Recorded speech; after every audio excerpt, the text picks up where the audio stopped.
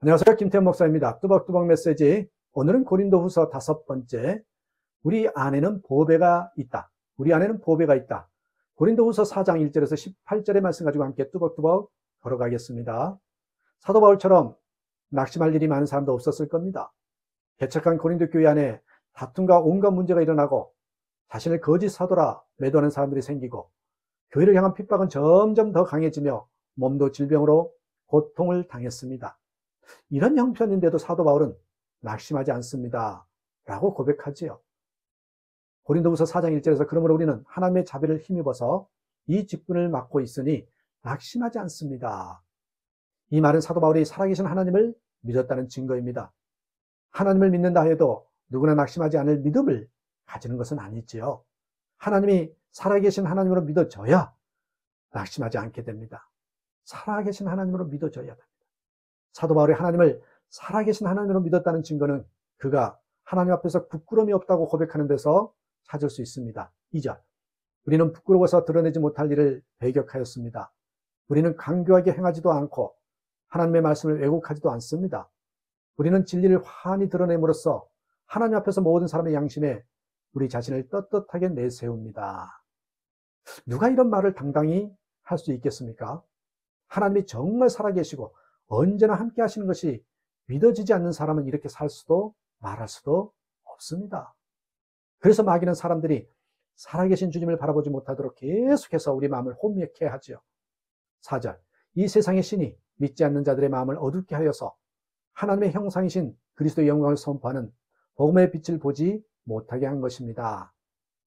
그렇게 복음을 전해도 사람들이 예수 그리스도를 믿지 못하는 것은 마귀가 그 마음을 혼미하게 하여 예수 그리스도의 영광을 선포하는 복음의 빛을 보지 못하기 때문입니다.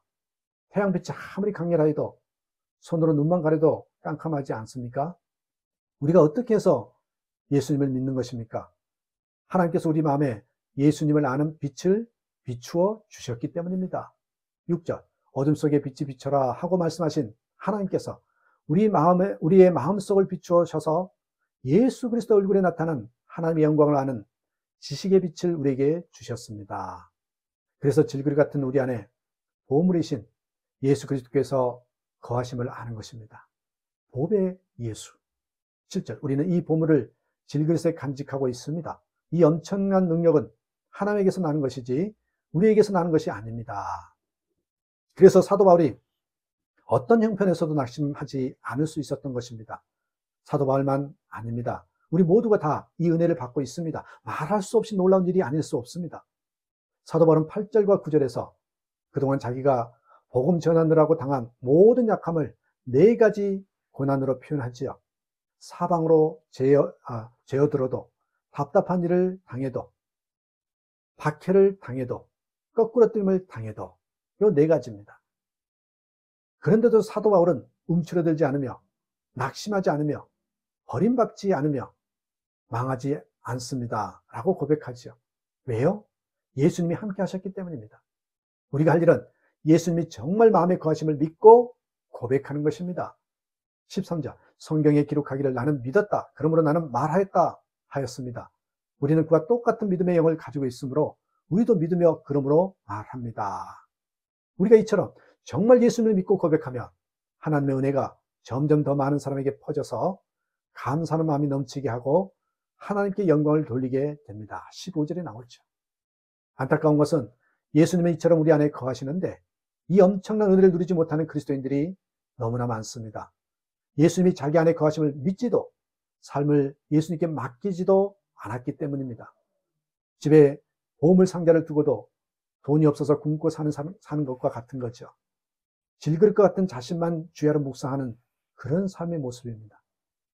안소니 블룸은 주님의 임재는 도전이고 충격이며 기절할 만큼 놀란 일이라면서 주님을 만났다는 것은 호랑이 굴에 들어가는 것을 뜻한다.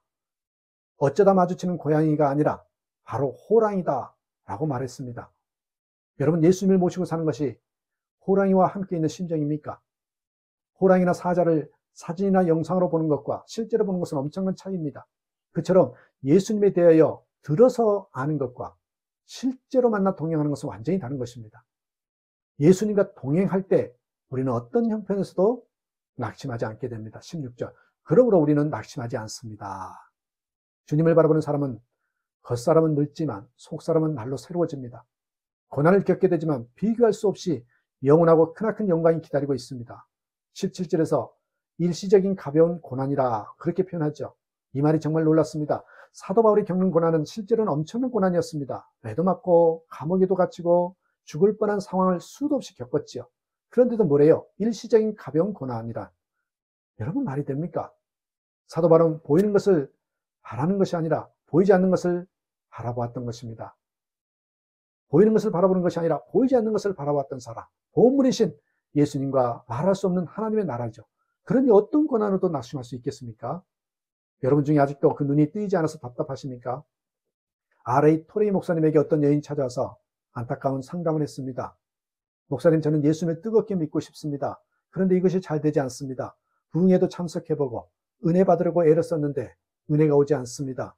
열심히 교회 생활을 해도 은혜가 없는데 어떻게 하면 좋겠습니까?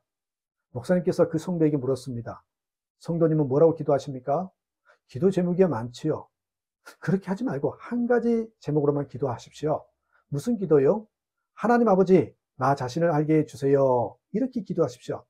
그녀는 그대로 순종했습니다. 기도할 때마다 하나님, 나 자신을 알게 해주세요. 나 자신을 바로 보게 해주세요. 그렇게 진실히 기도했더니 하나님께서 그녀의 모습을 보도록 하셨습니다. 그녀는 목사님께 와서, 목사님, 제가 얼마나 추하고 더러운지 머리끝부터 발끝까지 성한 것이 없습니다. 더러움과 시기, 질투, 거짓, 명예욕, 재물욕, 너무나 더럽고 취해서 고개를 들 수가 없습니다. 너무 창피해서 살 수가 없는데 어떻게 하면 좋겠습니까? 목사님은 그에게 말했습니다.